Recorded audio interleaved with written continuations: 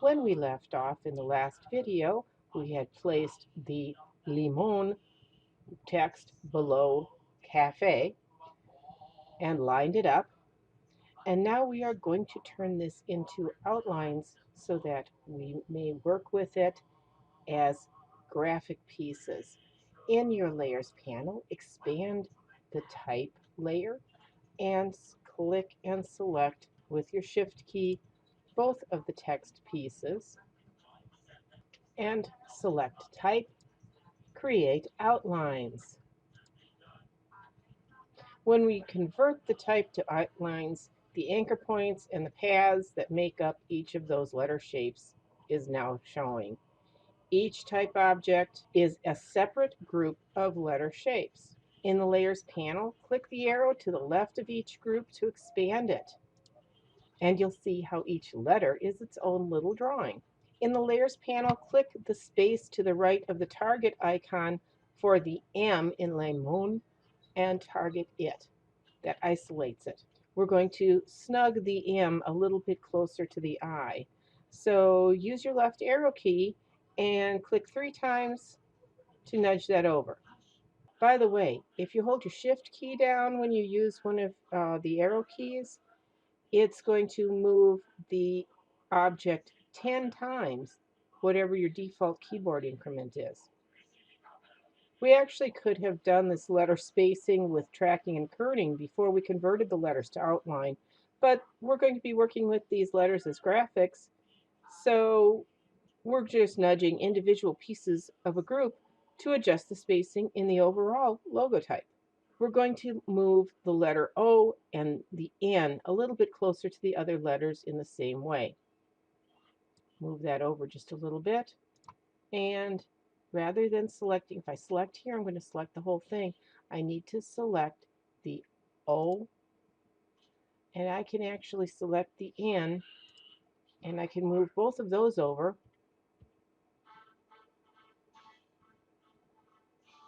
That's moving everything in one group.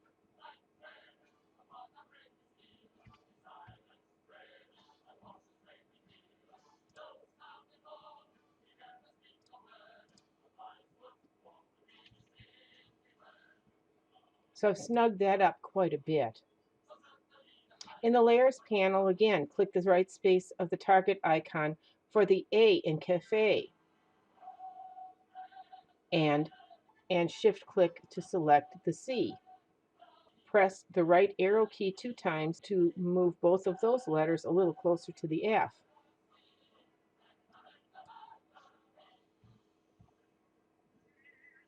Selecting only the L, we're going to click on that again, and we're going to drag it until the vertical section appears immediately below the vertical line in the A. And we're going to bring it down below. Okay, this is where my choice of text has changed things a little bit. My L is a little bit wider than the A. If I'd like to get this to match perfectly like it does in the book, and I'm going to try to line this up directly with the A. Let me zoom into this a little bit closer. I want to pick up my letter here,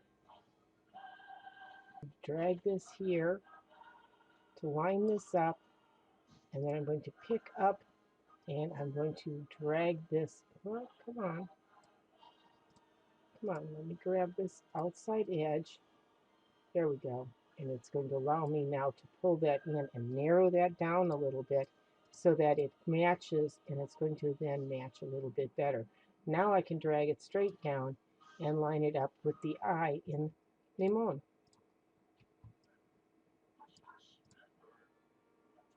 I'm going to save my file, and then I'll continue on to the next part of the exercise. Create custom graphics from letter shapes. We've converted our letter shapes to outlines. Our logo text doesn't behave like type anymore. We can put our drawing skills to use to adjust the vector shapes and create a unique appearance for the client's logo type. We can use the add anchor points to add points to a vector path and use the delete anchor point tool to remove points from the vector path, and then use the anchor path tool to convert smooth points to corners and vice versa. All three of these tools are nested below the pen tool in the tools panel. We want to turn off the cafe type. So let me click on the eye icon for cafe, and I want to select the eye, just the eye. So using my selection tool, let me click on just the eye in the group to target just that. We're going to go to Object, Compound Path, Release. This separates the pieces so that we can pick them up, so that now if I click on these two items, they're separate. Everybody has used, I'm assuming, a different font. So you're going to use what you have learned about anchor points to edit that dot over the eye to resemble a leaf. What I do is not going to look exactly like it did in the book. What you do is not going to look exactly like what I do. So just keep that in mind, but we're basically looking for a basic leaf shape. If the text that you chose has a circle for the dot on the eye, then you're just going to need to convert the top point and slide it over. I've got some other conversions to do, and I'll work through this quickly. I'll speed this up so you're not going to have to sit and watch this for a terrible long time.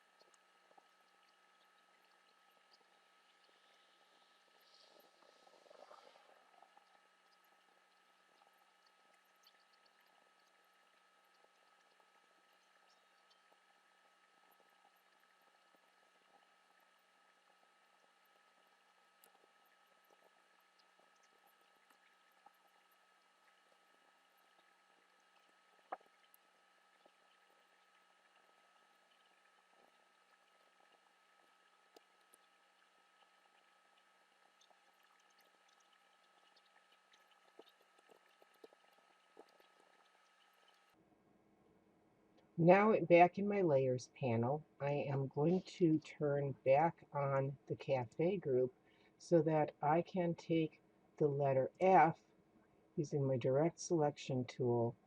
I'm going to change the bottom of the F to match the leaf. So let me select that point. I'm going to use my arrow keys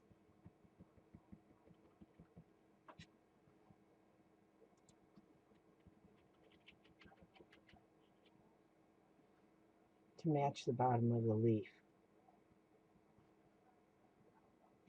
We want to extend the bottom of the L out to make a line all the way across to the letter N. Using your direct select tool, you can either click and select the anchor points, holding your shift key down. You can click and drag to select both points, or you can simply click on the line. Any of those is going to give you the same selection. And then you can click, hold down your shift key, drag straight to the right until the line is all the way under the N to underline our text. I still think my L is a hair wide. I'm going to narrow that up just a smidge, and I may not have brought that all the way out. Oh no, just a hair more. There we go. Lastly, we're going to delete the O out of a lemon, and so I'm going to snag the O in the layers panel and hit delete. We need to turn on our lemon, unlock it, pick that lemon up using your selection tool, and we're going to scale it down, click and drag. Remember, you must hold your shift key to keep your proportions, and you're going to resize your lemon so that it fits in this space, and we're going to rotate it and continue working with that. Blow that up a bit so that we can see it. Continue working with it until You have it scaled where it fits nicely and is sitting on approximately the same line as what your text is on. We can check that. Let's see. That looks pretty well centered on there and rotated nicely, and it looks a lot like the example in the book, so I think I'm pretty happy with that. Now make sure you save your file, and we will be continuing on working with multiple artboards.